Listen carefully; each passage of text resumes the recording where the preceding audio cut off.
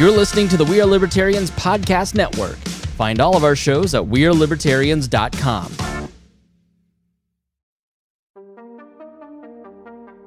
You know, if you really think about it, we've gone from the smallest government in world history to the largest government in world history in a shockingly short amount of time. And during this short time, we've seen individual freedom and civil liberties decimated in the wake of the state's never-ending quest for more and more control.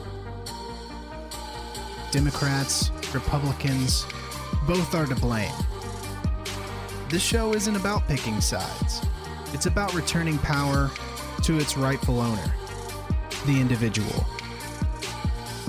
Welcome to Freedom Strips on the We Are Libertarians Network.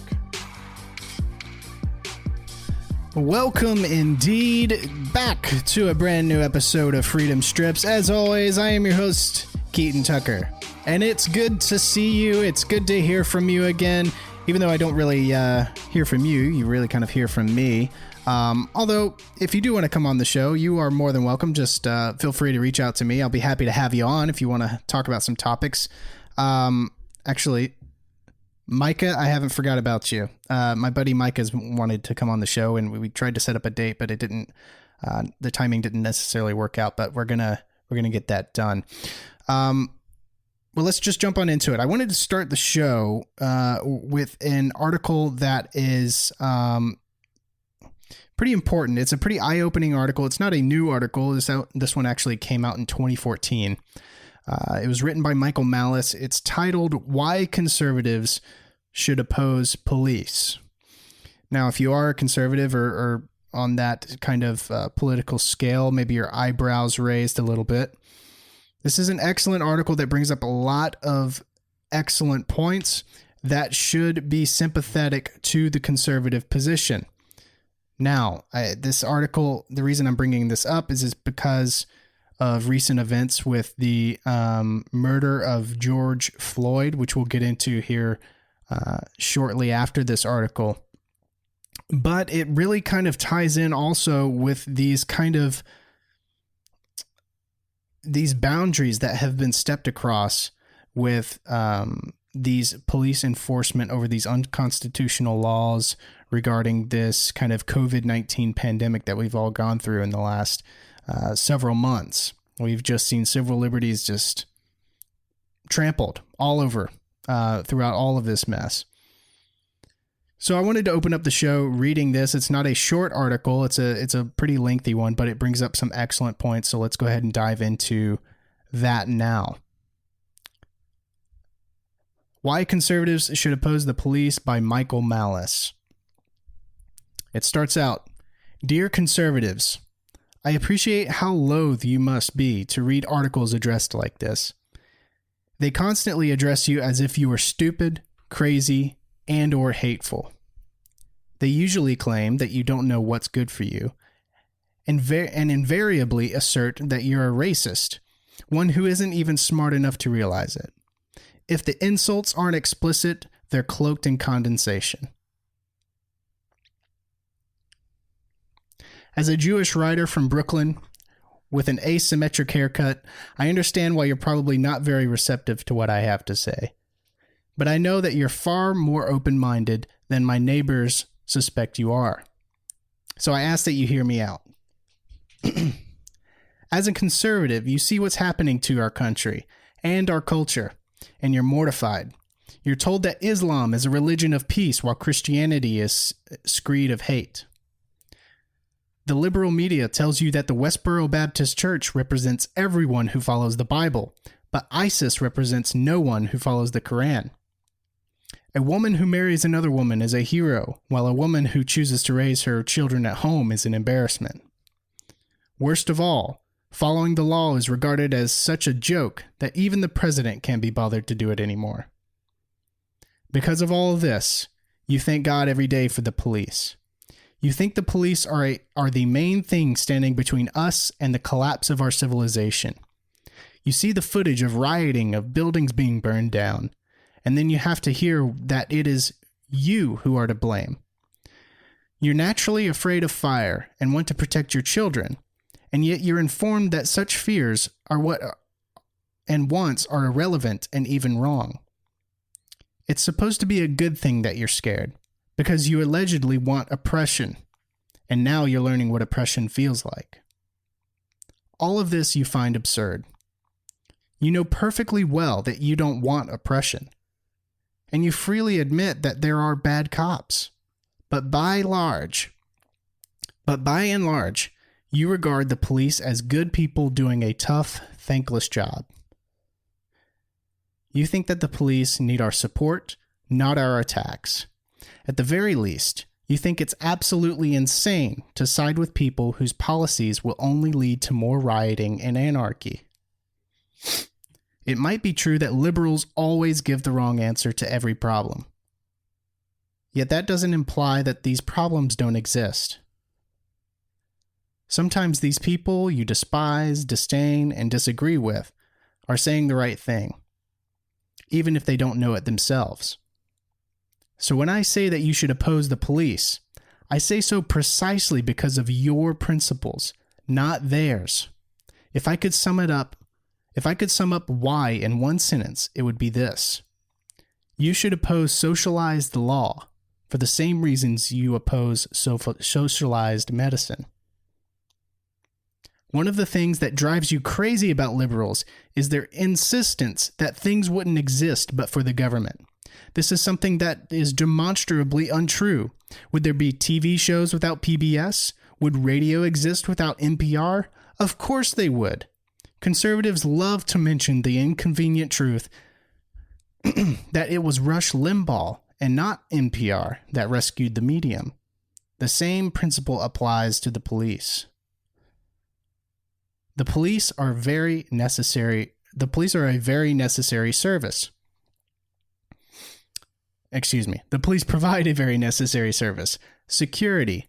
But what necessary service is the government good at providing?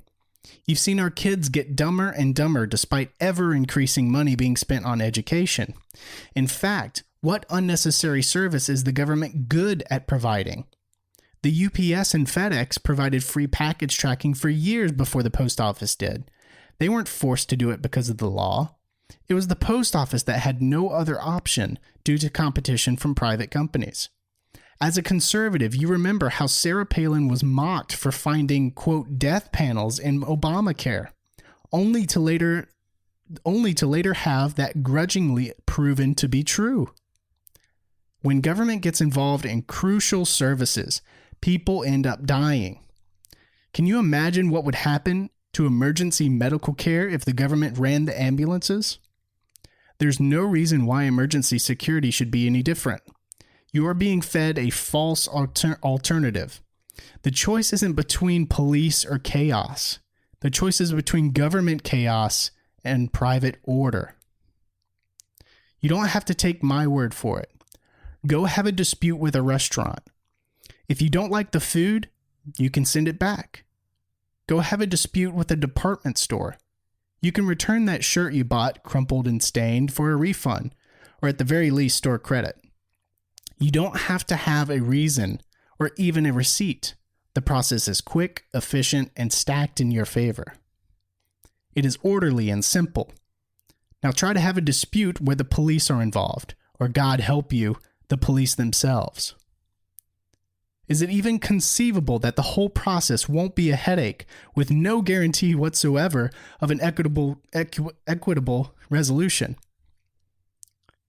The police are unionized. As a conservative, you realize what that means, protecting bad employees from facing consequences. When unions run education, for example, you get Common Core. But with incompetent police, the consequences are far more dire. Excuse me. It means innocent people get harassed and guilty people get killed. Do you want all crimes punished by public death like the communists used to love to?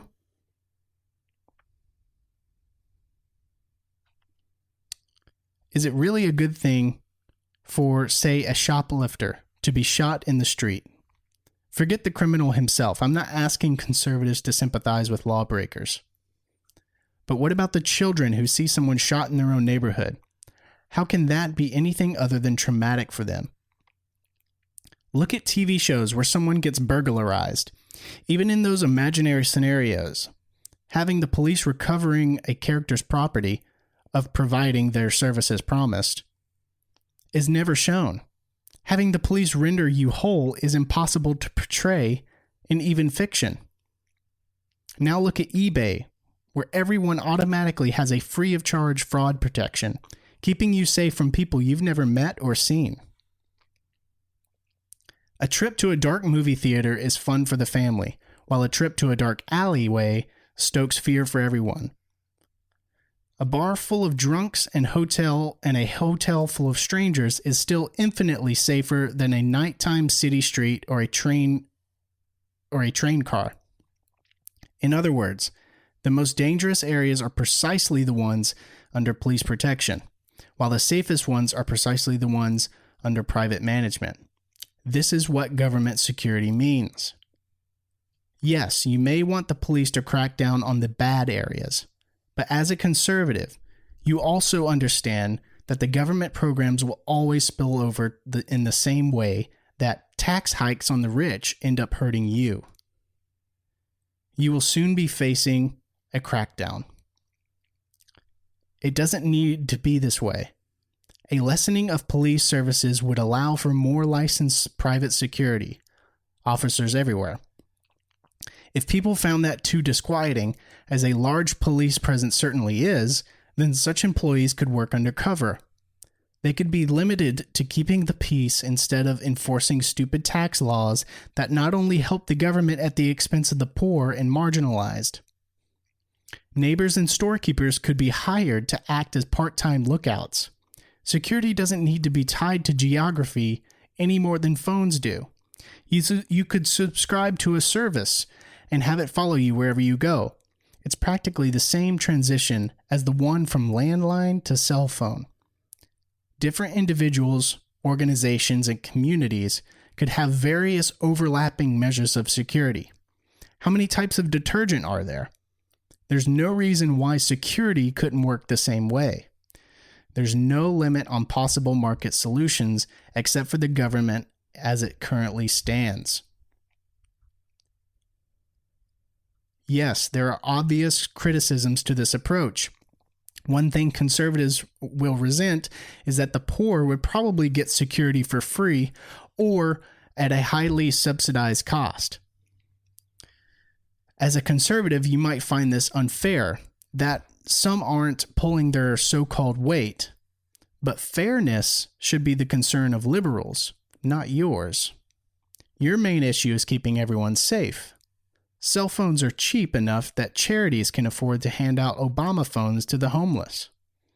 Providing additional security to the poor would cost far less than whatever the government now spends on police unions.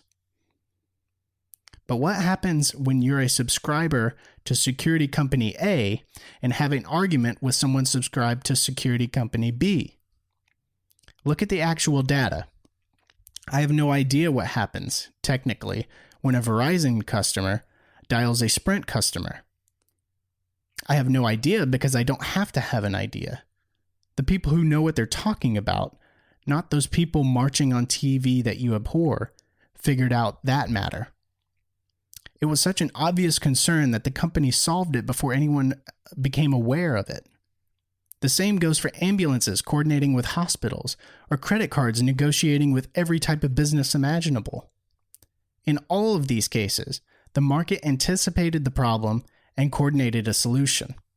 Security is the very same thing. As a conservative, you intuitively understand that markets stand for peace and order, while government and politicians thrive on strife and conflict. It's no coincidence that Calvin Coolidge gained national prominence by taking on the police unions. The liberals get enough of your tax money as it is. Don't let them take this issue away from you too. Now, that was a long article, but I think that's such a great pitch. I hope you do too. If you're kind of less on the libertarian side, more on the conservative, pro-police side, this should be a great pitch. It's not anti-police. It's anti-socialized security, which is what the police are right now. Free market security options. As a conservative, how can you oppose that? It's a great pitch. It's an old article, Michael Malice. He's great. I love Michael Malice. Again, it's called Why Conservatives Should Oppose the Police. If you wanted to look that up and share it yourself. Great article. But like I said, the reason I wanted to open up the show with that is because it is a great article to kind of go into this next story, which everyone, of course, knows about and everyone has been talking about the last couple days. And that is the death, the murder, really, of George Floyd. Now, what I'm going to go over here is the kind of timeline. Actually, let's do this here. We're going to go over the timeline here, and we'll go over each detail that we are, and more, we're learning more and more about all of this. But let's go ahead and dive on in. Everything we know about the killing of George Floyd. On Monday, a black man named George Floyd died in police custody at a Minnesota hospital following a brutal police assault that was captured in a bystander video. The footage showed a white Minneapolis Police Department officer named Derek Chauvin. I think it's Chauvin. Kneeling on Floyd's neck as he shouts, "I can't breathe," and several bystanders shout for Chauvin to stop his attack. After several minutes, Floyd's body appears to grow limp. The Minneapolis Police Department later said in a statement that Floyd, 46, died of a, quote, medical incident. Yeah, otherwise known as strangulation. The video, I don't know if you guys have seen the video. I'm not going to play the video. It is hard to watch. I mean, this police officer here, for those of you listening on the audio, I'm showing a picture of the event that's happened here. This officer pinned his knee against this man's neck.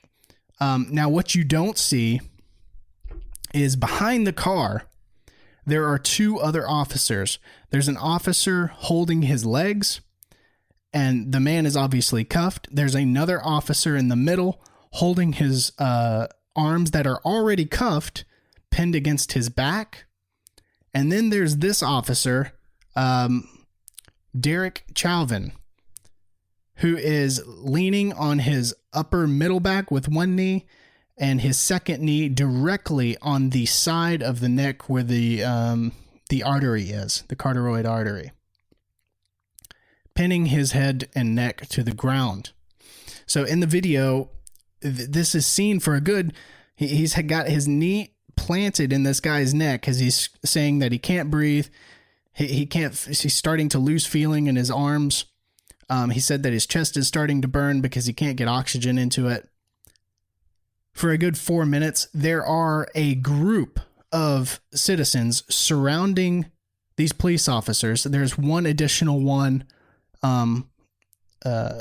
also that's kind of like keeping these kind of citizens at bay as they're yelling at the police to get off, telling this specific police officer especially to get off of his neck, that he's already handcuffed. There's two other cops already on him. It's just completely ridiculous. He stays pinned on his neck for over 10 minutes. After about 5 minutes, you see him go limp. And then obviously another 5 or 6 minutes go past, maybe 8, before they finally pick him up. He's dead already at that point. The brain cannot go more than around 5 minutes, 6 minutes without oxygen. You're dead at that point. And he was well over the 5-minute mark before they picked him up.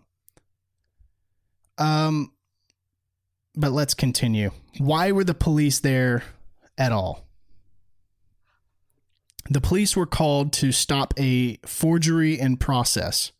According to the police statement, officers were responding to reports to reports of a forgery in process at the Cup Foods grocery store and were advised that the suspect was sitting on top of a blue car and appeared to be under the influence.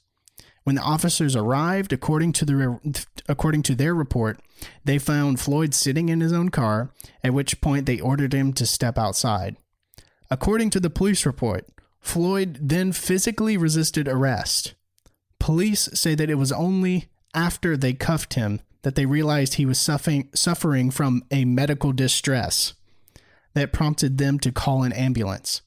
Police say he died shortly upon arriving at Hennepin County Medical Center. The Star Tribune later reported that the forgery referred to a counterfeit $20 bill which Floyd allegedly used to buy groceries. So, this man was killed for a forged $20 bill. This was not a guy who just killed somebody. This was not a guy who committed assault.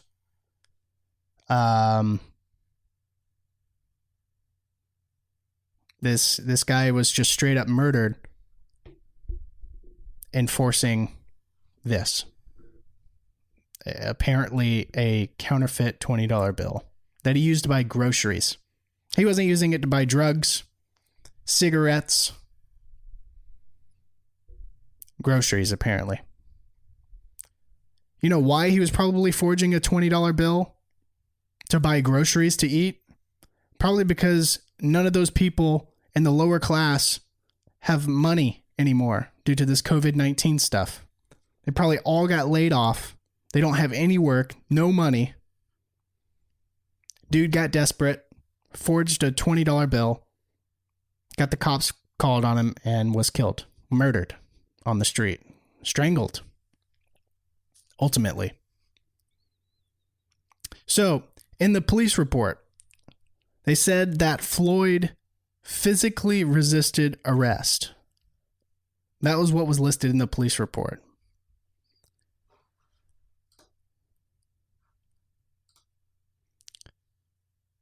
I've got the video. Let's see. Gosh, I'm going through all of my tabs here. Here we go. I've got the video right here. The surveillance footage that shows that George Floyd did no such thing. Take a look. CBS News shows what appears to be the start of the confrontation between George Floyd and Minneapolis police officers. Gets taken out of the car, gets walked all the way to the wall of the grocery store, is completely compliant, slides on down, sits. From what I saw on the camera, it didn't really look like he was resisting it. Sits down. He even gets in the extended version. You even see the police officer. There's like an 8-minute version that you can go out and see. I highly recommend that you go out and you watch the surveillance footage yourself. It's from the grocery store where apparently he was taken out of his car. He gets taken out of the car. He gets handcuffed. He walks with the police. They take him to the side of the wall. He goes down with them. They even pick him back up later. He walks right with them all the way down to where the police cruiser was, where he is eventually pinned to the ground and murdered. There was no resisting arrest whatsoever. No resisting arrest whatsoever. So, these police officers get called to stop a forgery in process, a forged $20 bill that I don't even know. I guess the store took it. Who cares? Like, it's a $20 bill. They get called. They go. They pick him up. He doesn't resist arrest and gets killed.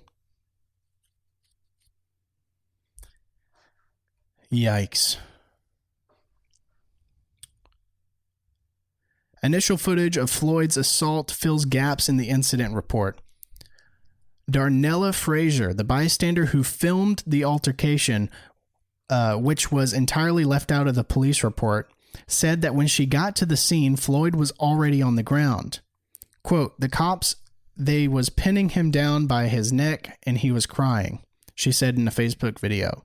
She said his face was pressed so hard against the ground that his nose was bleeding. A crowd quickly formed around the scene. Several people can be heard on tape telling the cops to stop hurting Floyd and to check his pulse once he appears to be unresponsive. They were pleading with police. If you watch the video, they're pleading, please get off of him. Check his pulse. Once he goes limp, they notice that he's not even moving or like saying anything anymore. They said, get off of him. Check his pulse at least to see if he's alive. Nope. That dude stayed on his neck for another 8 minutes, y'all. Another 8 minutes. I'm telling you. Straight up murder. The Chalvin, the officer sitting on him as they're pleading with him. He looks directly at them and then at him. I'm promising you, he looks down at him, shifts his weight even more on the neck. It's almost like out of spite. Like, you can't tell me what to do. I'm going to press even harder on this dude's neck as he's unresponsive. Completely. It's murder. Completely murder.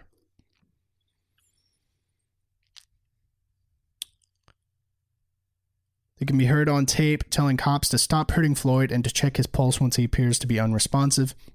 The video prompted Minneapolis Mayor Jacob Frey to apologize to the city's black community on his Facebook page, where he wrote on Tuesday morning, quote, "Being black in America should not be a death sentence. For 5 minutes, we watched a white officer press his knee into a black man's neck. When you hear someone calling for help, you're supposed to help. This officer failed in the most basic human sense." Another video emerged showing Floyd didn't resist arrest. On Tuesday, a second bystander video began circulating that clearly shows Floyd did not physically resist arrest, disproving the police incident report that claims he had done so. The video, taken through the windshield of the onlooker's car, shows two police officers furiously cuffing Floyd, but Floyd himself appears to be just standing by his car. We can watch this video here. If it'll play, maybe I have to actually go on here. Here we go.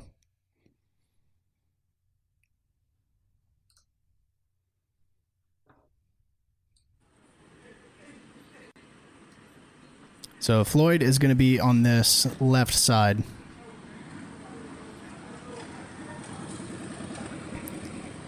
So he just gets physically dragged out of his car. And they cuff him.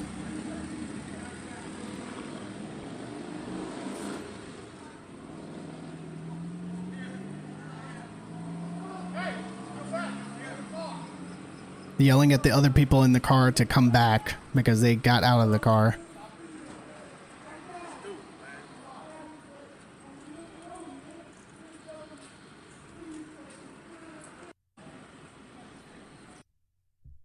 And then I showed you the video earlier that showed him completely just walking with them.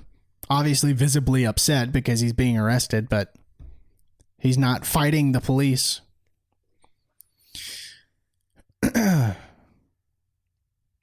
Another video from surveillance cameras provided by a local restaurant, which is the one we looked at earlier. The owner showed what happened next. Floyd sitting on the ground, handcuffed. Then a couple of police officers stand Floyd up and press him against a wall before walking him off camera. Floyd looks distressed, but there's no sound to indicate what anyone on camera is saying. In an interview with CNN, Cup Foods co-owner Muhammad, I'm not even going to attempt to pronounce his last name, I'm just going to call him Muhammad, said footage from the store's surveillance cameras, which has not been released to the public, also shows Floyd not resisting arrest. Something we also haven't seen that hasn't been released as of today either is the body camera footage. Apparently the body cameras were on, they were recording, but no one has seen the body camera footage yet. The officer who had physically assaulted Floyd had a history of complaints against him. So the guy that is on George Floyd's neck, the one that was actually pinning his neck to the ground, had 18 previous complaints against him, the police department said. 18. Now I get that they're like, people can complain against the police for practically anything, but 18 complaints? Holy crap. The local Minnesota News did a pretty good job kind of outlining the officers that were involved. Let's take a listen. Frank. Okay, Jen. Have been identified. Tonight we're learning more about their history with the Minneapolis Police Department. Our Jennifer Merrily joins us live with that part of the story. Jen? Frank, we've learned 2 of the officers were newer to the force with just a few years of experience, but it was the most veteran officer on the scene that was in direct contact with George Floyd. Derek Chauvin is the former officer in the video seen around the world with his knee on George Floyd's neck. He'd been with Minneapolis police for 19 years. Tu Tao is standing, facing the people watching who are calling on the officers to help Floyd. Now, this Tu Tao, he's the one that's kind of holding people at bay in the video. They're telling him to, like, tell the other officer to get off of him, tell him to get off of his neck, and he sits there, and he even tells him at one point, like, don't do drugs, kids, because apparently, like, he's looking at the guy being pinned by the neck on the ground and being like, yeah, don't do drugs, kids. Look at this guy. Look how this guy turned out. There's no evidence that this guy was on drugs. They said that he may have been under the influence, but, like, who cares if this guy was doing drugs? What excuse is that? Don't do drugs, or else you might get pinned on the ground and strangled by an officer who is sworn for, oh my God, swore to the Constitution. It's supposed to be for protect and serve. Protect and serve. But that guy has been charged, or, well, none of them have been charged yet, but they have all been fired. Originally hired by the city in 2008. Which is completely ridiculous. If you listening or anyone else other than someone with a badge did this, they would already be in jail. Period. Imagine the only consequence for doing something like this, pinning a man against his neck with full video evidence of it being done for over 10 minutes, cutting off oxygen to the brain to the point where the man suffocates and dies before an ambulance can arrive. And the only consequence to that, when you killed someone that way, was to just lose your job.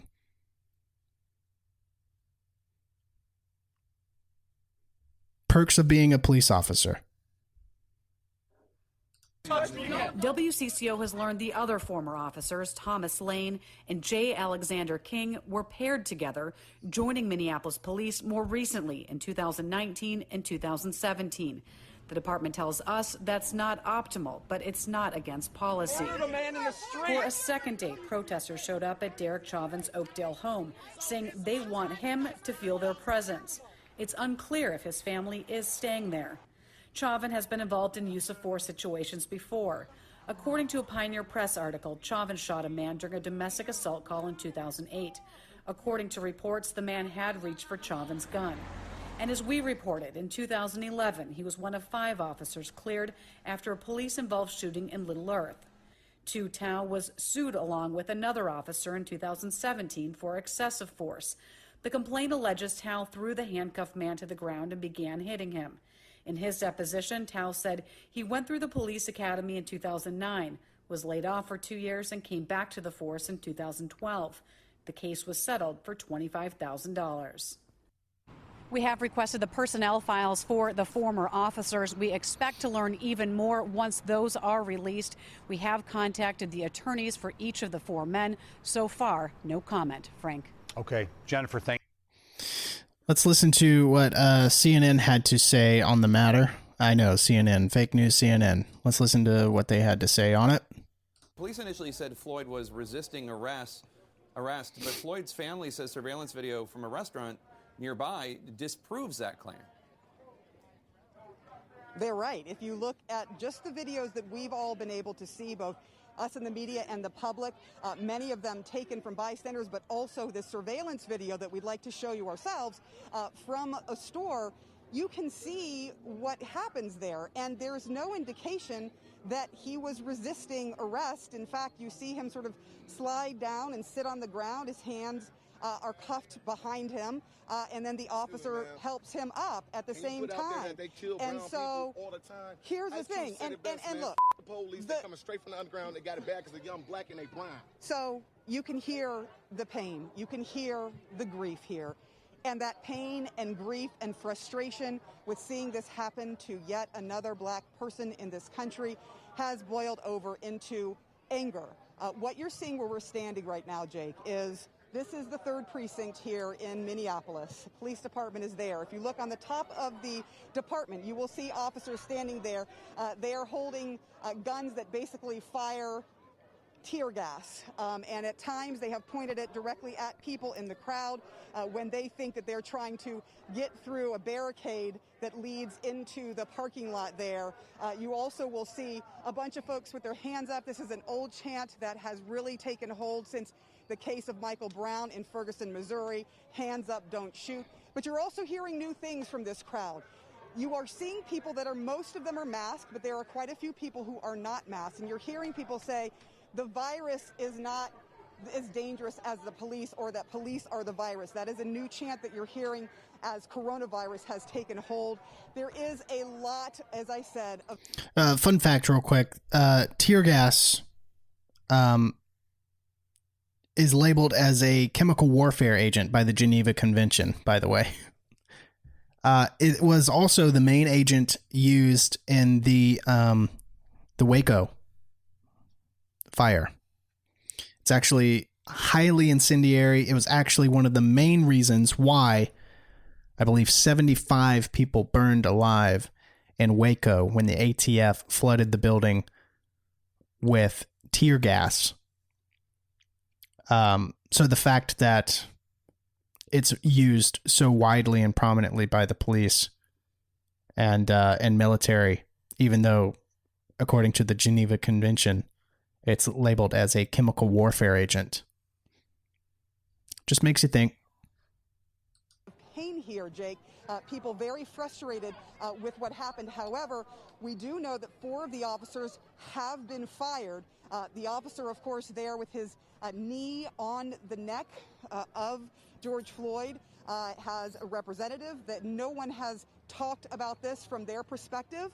And we have not yet seen their body cam video, and that's video that no one has yet seen and has not yet been released. But from the videos that we can see, from what we've been able to see that is available now, it does not appear that he was actually resisting arrest, Jake. No, it does not. So say what you will about CNN. I've ragged on them a bunch. I don't see anything wrong with that report right there.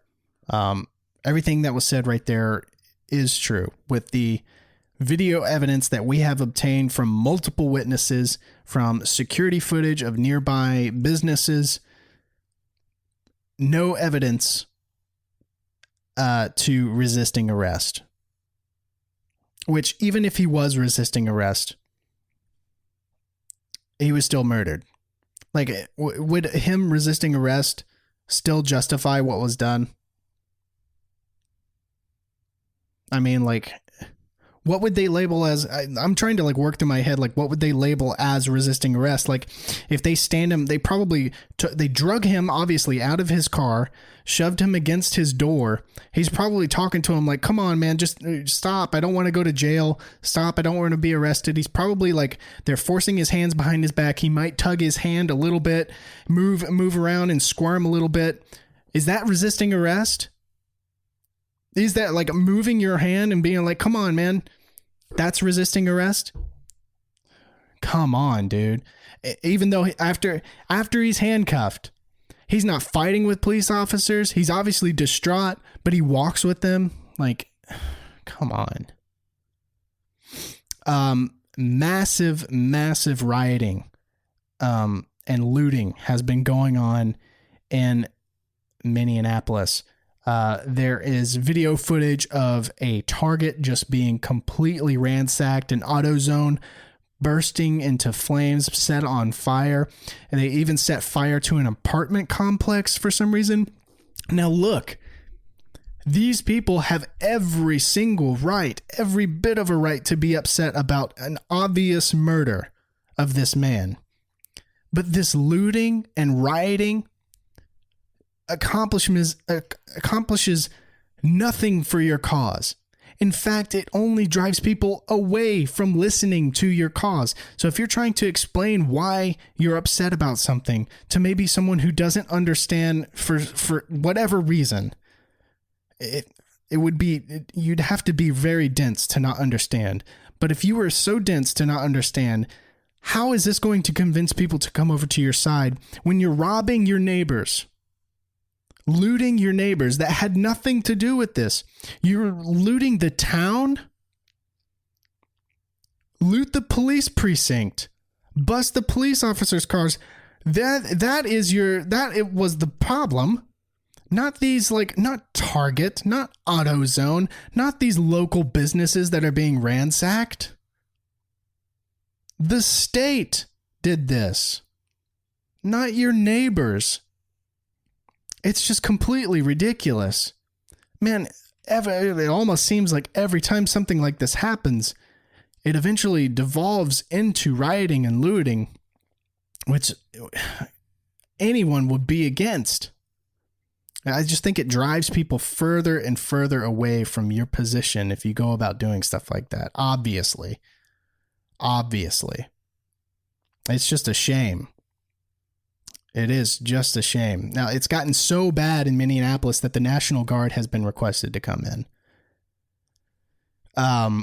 So National Guard support requested by city to combat violent protests in South Minneapolis. These kind of rioters and looters have taken over. The police are in no position. They've run out. As far as I've seen, they're starting to run out of their tear gas, their chemical warfare agents. They're running out of their non-lethal ammunition. Yeah. So they've requested the National Guard to come in. Protests continued into Wednesday night in South Minneapolis, where Chopper 5 captured video of apparently looting at a nearby Target and other business areas. Fires have sprung up around the area as well. Governor Tim Wise tweeted late Wednesday night, calling the situation near Lake Street and Hiawatha Avenue an extremely dangerous situation.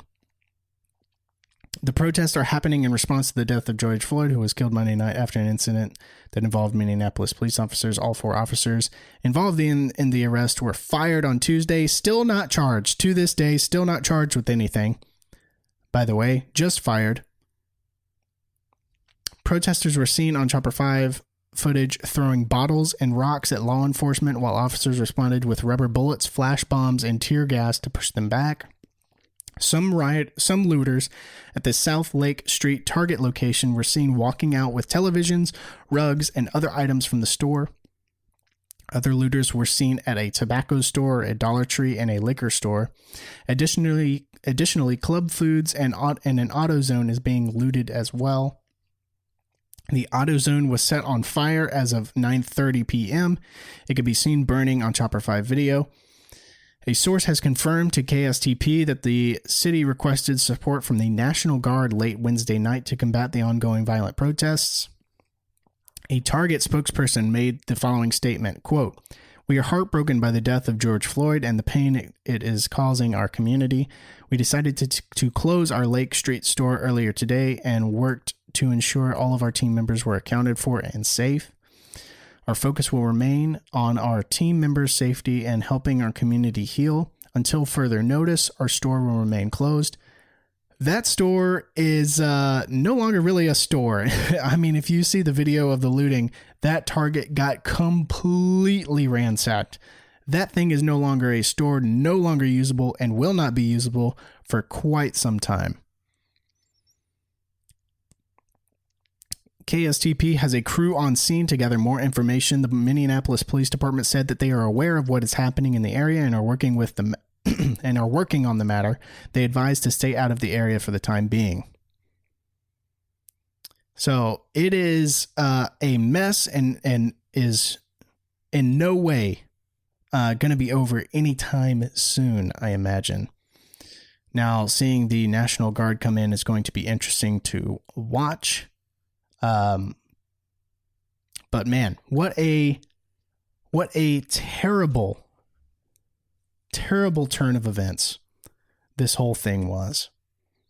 That man did not deserve to die. He could have been kept alive very easily if the officer simply did not pin his knee against his neck for over 10 minutes. Even when pleaded and begged by onlookers to stop as he went unconscious and limp.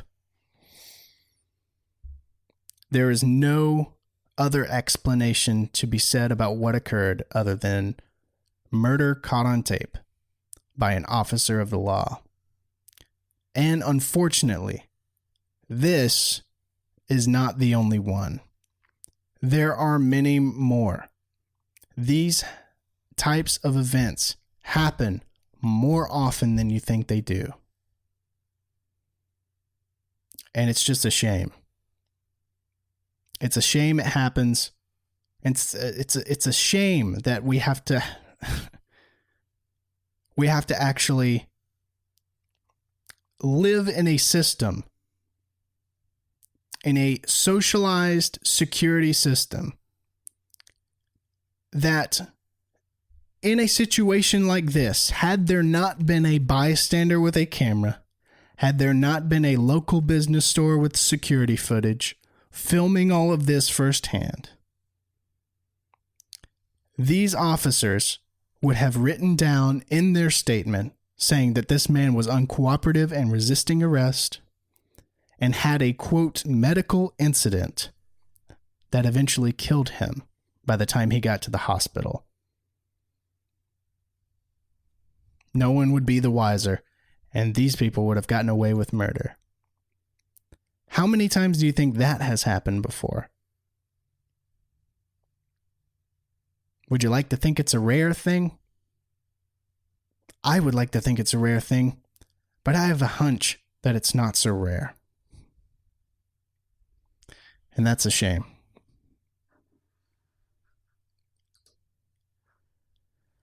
Something to make you kind of laugh and giggle after that extremely kind of depressing story.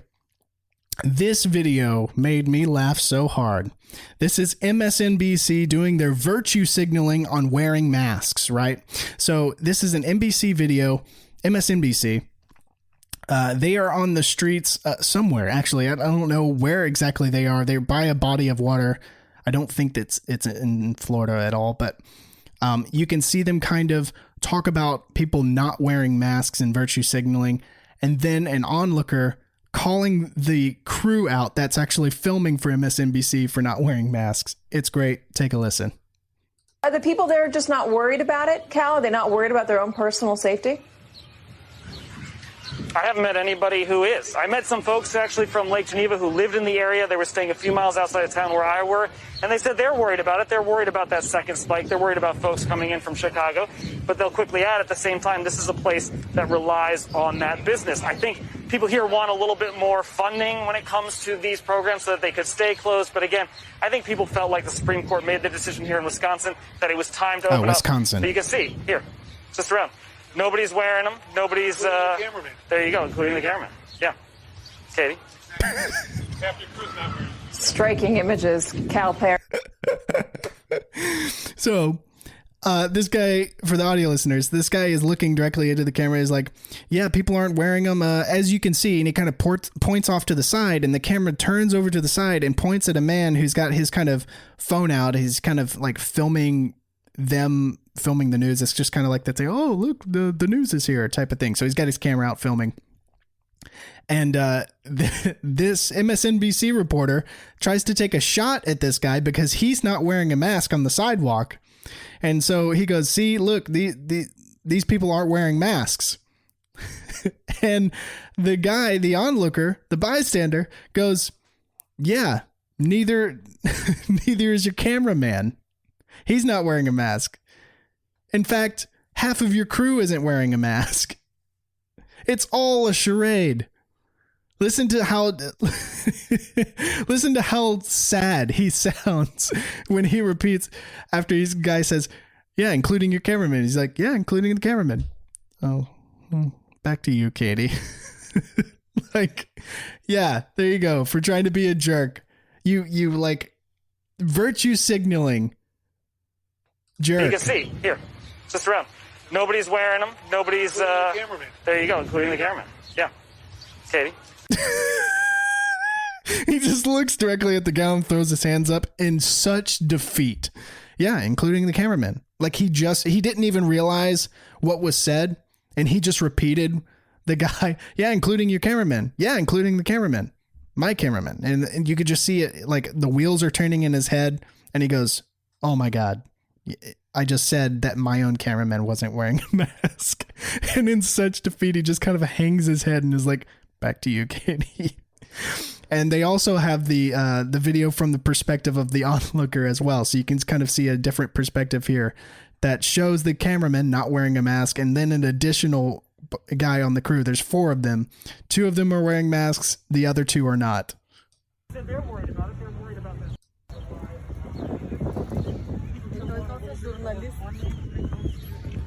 They could stay closed, but again, I think people felt like in Wisconsin that it was time to open up. You can see, it's red. Nobody's wearing them. Including the cameraman. There you go. There you go. Yeah. Perfect. Half your crew's not wearing them. Good. So thank you. So great. So great. I love these types of moments when the mainstream media can just get called out on their BS virtue signaling, dude.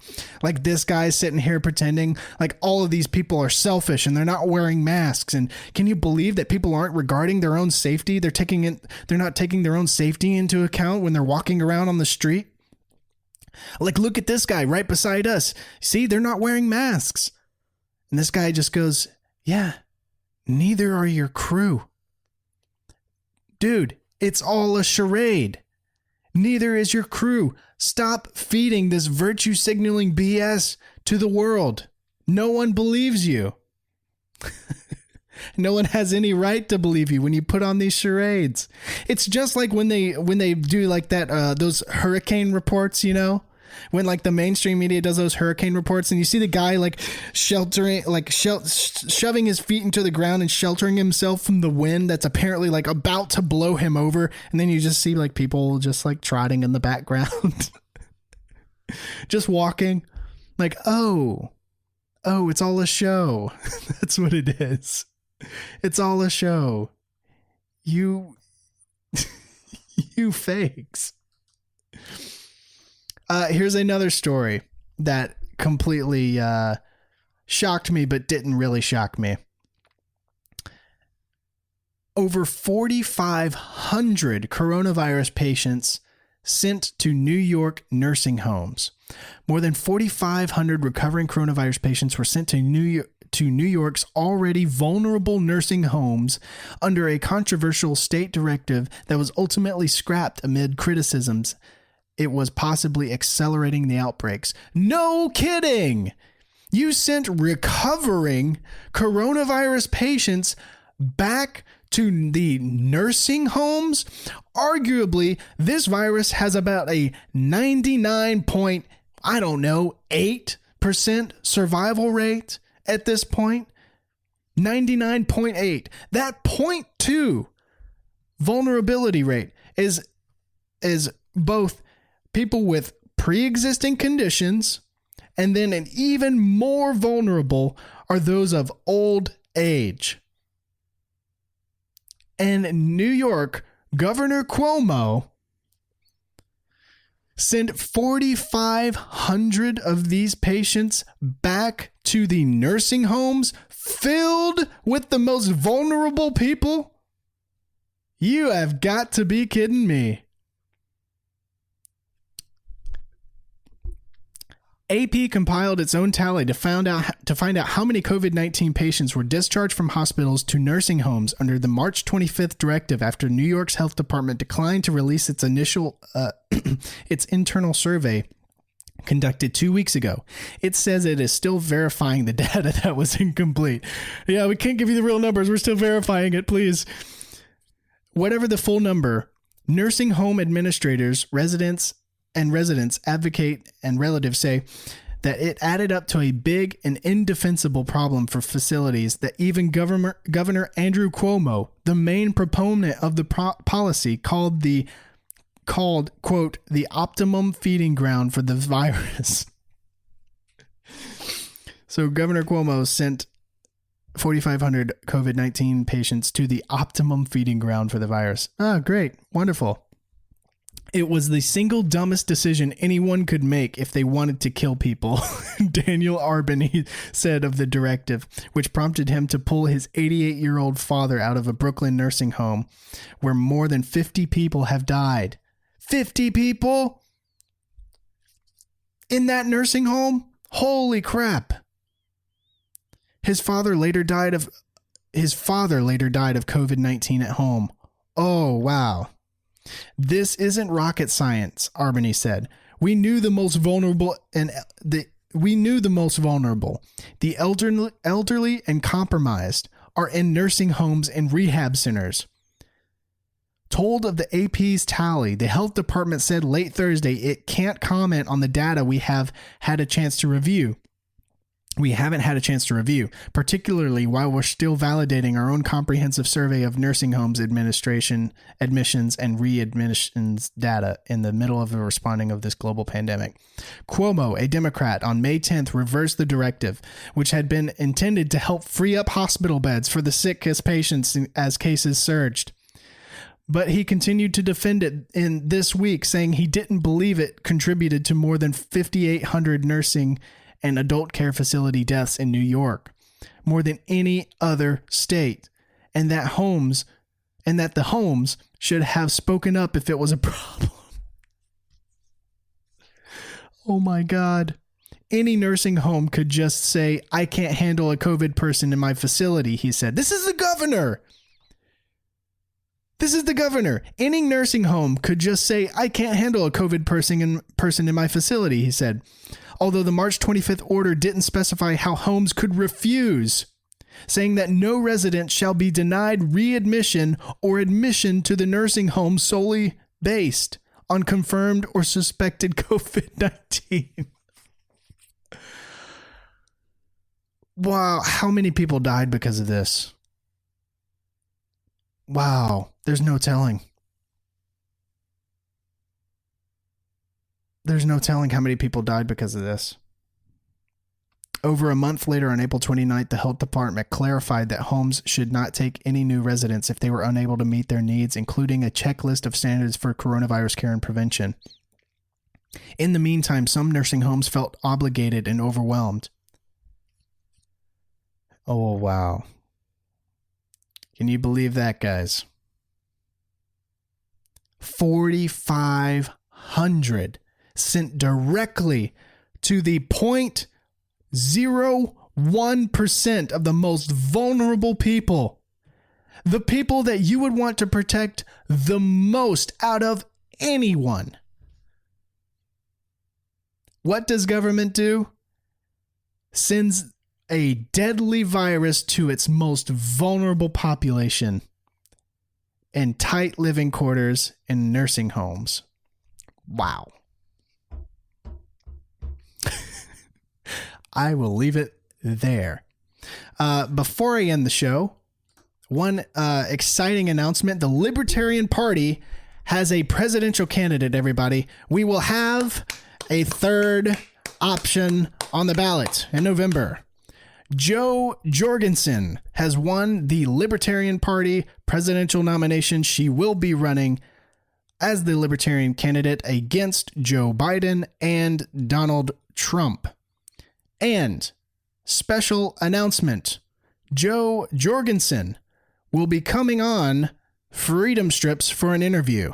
That's right, I've scored an interview with the presidential candidate of the third largest political party in America.